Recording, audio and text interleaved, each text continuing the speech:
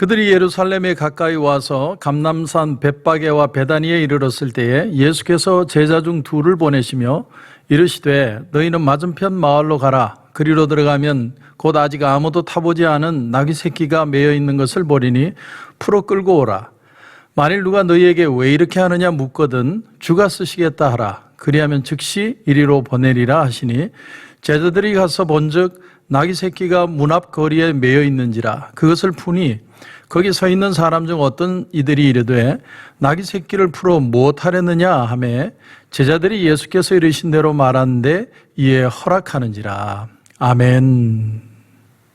오늘 말씀의 3절에 보면 만일 누가 너희에게 왜 이렇게 하느냐 묻거든 주가 쓰시겠다 하라. 주가 쓰시겠다 하라. 이렇게 표현되어 있습니다. 다시 말하면 이 나귀의 주인, 현재의 주인이 나귀의 주인이 아니라 진정한 주인은 주님이시다, 이런 뜻이죠.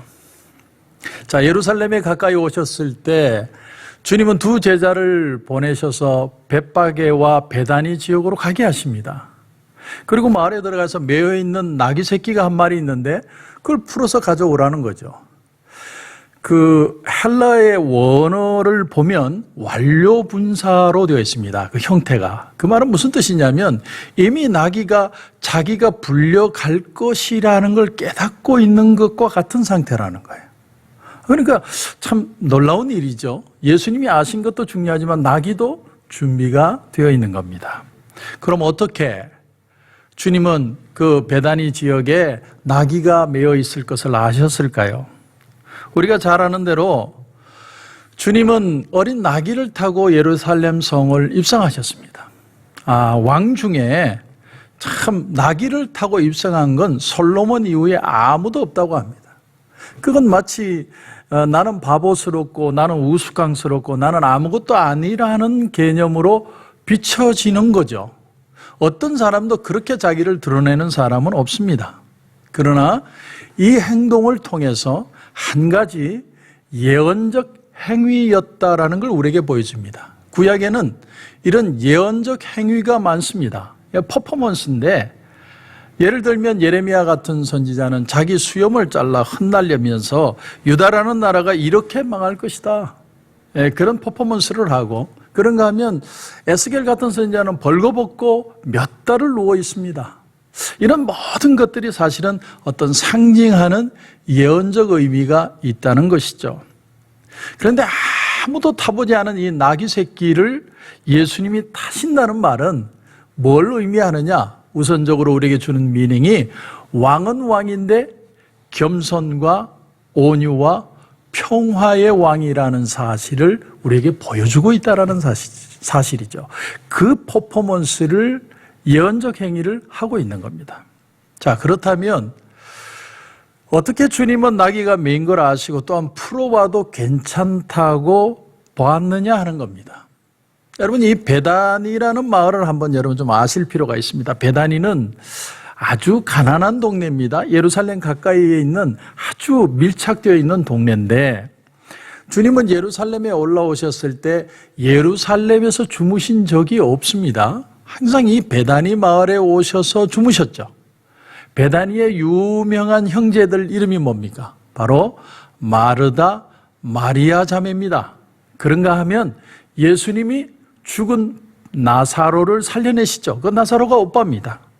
그러니까 많은 사람들이, 이 베다니 사람들은 그런 기적도 보았고 주님과 많은 접촉을 하고 그리고 식사를 하며 관계를 가졌던 사람들이라는 겁니다.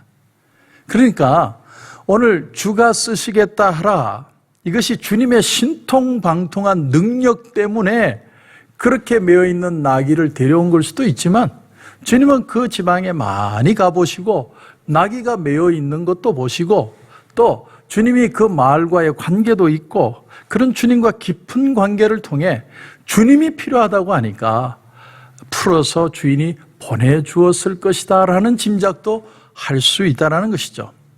그런데 오늘 여기서 나귀를 쓰시는 주님의 모습을 통해서 한 가지 귀한 영적인 도전을 받습니다.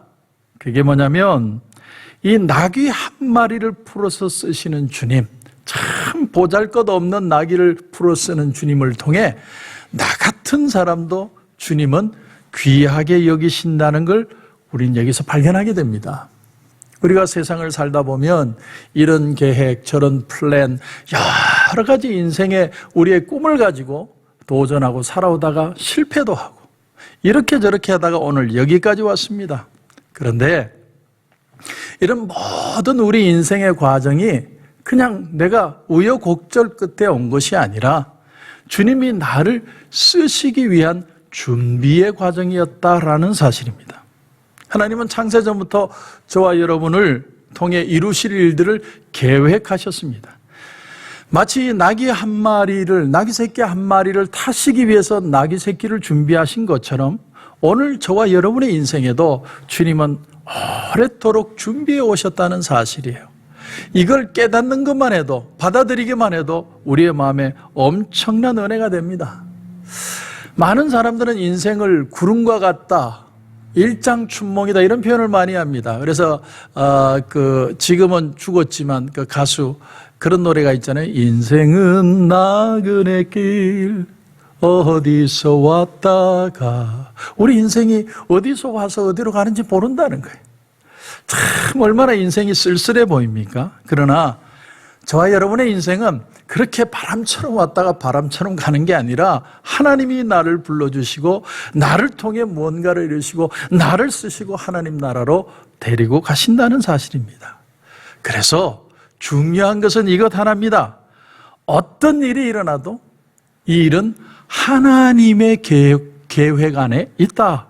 이걸 끝까지 신뢰할 수 있느냐는 거예요. 여러분, 그 신뢰가 있고 그 신뢰가 있을 때 풍요가 있고 기적이 있다라는 거예요. 내가 코로나 바이러스 사태에 있고 내년 말이 돼도 내년 중순이 돼도 다 풀릴지 모르겠다. 별의별 소리를 다 해도 그럴지라도 나는 지금 이 순간에 하나님과 함께 있다는 그 은혜를 느낄 수 있느냐? 나를 위해 준비하신 하나님의 손길을 느낄 수 있느냐? 그 속에서만 믿는 자는 자유할 수 있고 풍요로움을 느낄 수 있다는 겁니다. 저는 원래가 부정적인 사람입니다. 여러분, 남자의 80%가 부정적이라고 그러죠. 근데 저는 더 부정적인 사람이에요. 제가 어릴 때부터 자라면서 그런 상처가 있어서 그런지 아니면 원래가 비판적인 사람이라서 그런지 몰라도 참 부정적입니다. 그런데 저는 어느 날 이런 걸 하나 깨달았습니다.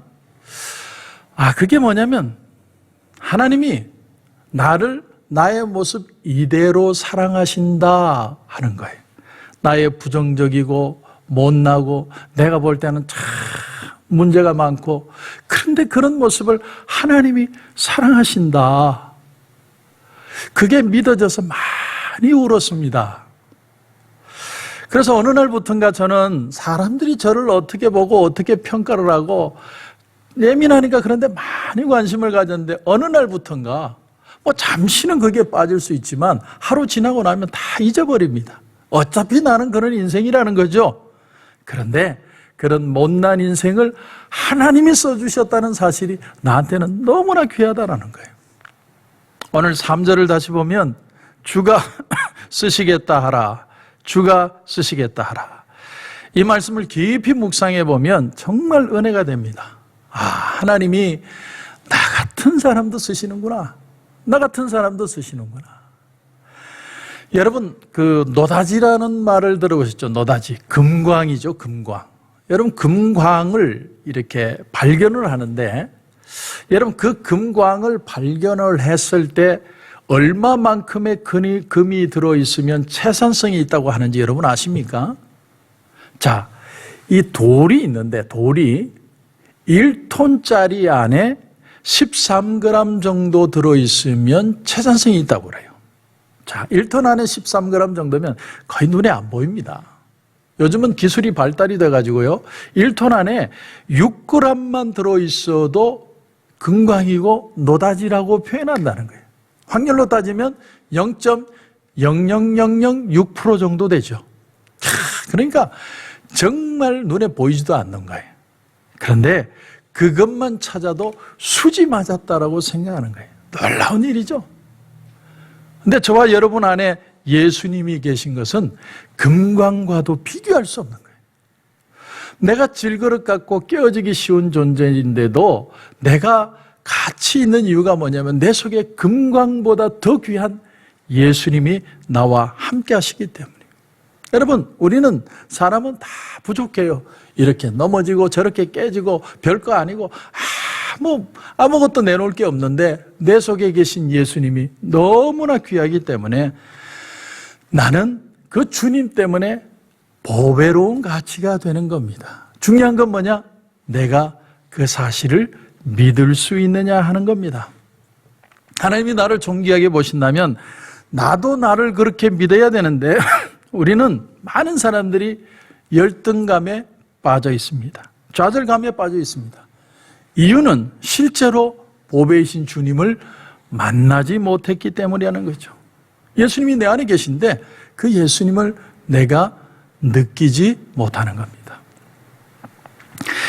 야고보서 4장 5절에 보면 너희는 하나님이 우리 속에 거하게 하신 성령이 시기하기까지 사모한다 하신 말씀을 헛된 줄로 생각하느냐. 성령께서 이 말씀을 보면 우리 안에 시기하기까지 사모하신대요. 뭘 그렇게 시기할까요? 여러분 한번 생각해 보십시오. 우리는 오늘 뭘 생각하고 삽니까? 우리 속에 관심사가 뭡니까? 직장 문제, 재정적인 문제, 건강 문제, 가정 문제, 친구 문제 많겠죠. 그런데 성령께서 우리 속에서 시기할 정도로 거기에 관심을 가지신다는 거예요. 다시 말하면 우리의 관심 속에 하나님은 얼마나 제껴져 있느냐 하는 거예요. 우리가 성령에 대해서 요만큼이라도 우리는 생각하고 살고 있느냐 하는 거예요. 하나님 왜 나는 축복 안 하십니까? 이렇게 생각은 많이 하지만 내 속에 계신 성령을 얼마나 생각하고 그 은혜를 구하고 하나님의 말씀 안에 묵상하며 느끼며 경험하기를 원하는가. 그런 간절함이 우리 속에 있느냐 하는 거예요. 저는 신학교를 들어갈 때 남들처럼 불 받고 들어간 사람이 아니에요. 저는 열 받아서 들어간 사람이에요. 이 세상에 갈 데도 없고 외로우니까 아무 데도 내 마음에 의지할 곳이 없어서 신학교를 간 거예요. 배운 게 도둑질이라고. 그리고 졸업을 하고 결혼을 하고 아이를 낳고 부목사가 되고 담임 목사가 되고 어쩔 수 없이 막 이리저리 부딪히고 발버둥 치다가 그러다가 보니까 여기까지 왔어요. 그런데 제가 그렇게 목회를 해오면서 깨달은 사실이 하나가 있습니다. 나는 아무것도 아닌데 내가 주님 앞에 도와달라고 무릎 꿇는 순간 주님은 언제나 그 자리에 나와 함께 계셨다는 사실. 그게 나에게는 큰 힘이었어요. 그 은혜가 없었다면 저는 아마 지금 이 자리에 못 서 있을 것이라고 생각합니다. 오늘 저는 여러분에게 도전합니다. 오늘 이 아침에 여러분에게 가장 관심거리는 뭡니까? 주가 쓰시겠다 하라.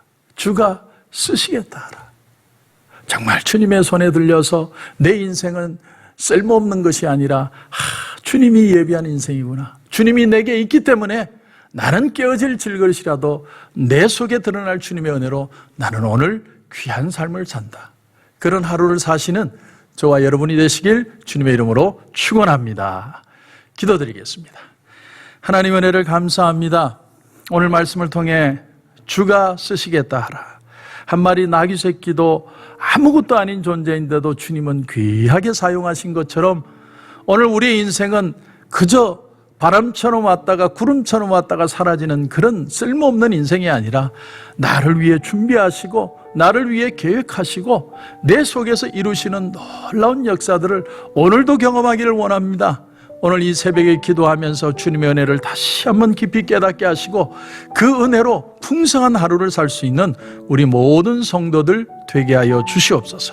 주님 은혜를 감사하며 예수님의 이름으로 기도드립니다. 아멘.